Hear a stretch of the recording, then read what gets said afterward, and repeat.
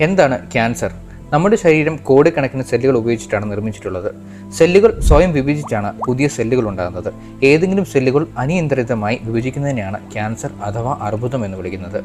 ഒരു അമ്മയുടെ ഗർഭപാത്രത്തിലെ ഭ്രൂണം വളർന്ന് കുഞ്ഞാവുന്നതിനും ആ കുഞ്ഞു പിന്നീട് വളർന്ന് വലുതാവുന്നതിനും ഇതുപോലുള്ള സെൽ ഡിവിഷൻ ആവശ്യമാണ്.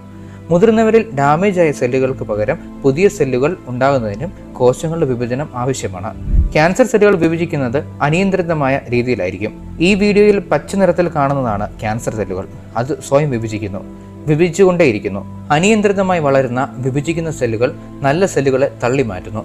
അങ്ങനെ ആ സെല്ലുകൾ വിഭജിച്ച് അവ വളരാൻ തുടങ്ങിയ ഭാഗത്തിൽ നിന്നും വെളിയിലെത്തുന്നു. സാധാരണയായി ജീൻസ് പറയുമ്പോൾ മാത്രമാണ് സെല്ലുകൾ വിഭജിക്കാറുള്ളത്. പക്ഷേ ജീനുകളിൽ ഉണ്ടാകുന്ന മ്യൂട്ടേഷൻ മൂലം ഒരു കാരണങ്ങളോ ആവശ്യങ്ങളോ ഇല്ലാതെ തന്നെ അനിയന്ത്രിതമായി വിഭജിക്കാൻ തുടങ്ങുന്നു. ക്യാൻസർ സെല്ലുകൾ ശരീരത്തിൽ ഉണ്ടായെന്ന് മനസ്സിലാകുമ്പോൾ നമ്മുടെ തന്നെ പ്രതിരോധ ശേഷി അവയെ ചെറുക്കാൻ തുടങ്ങുന്നു.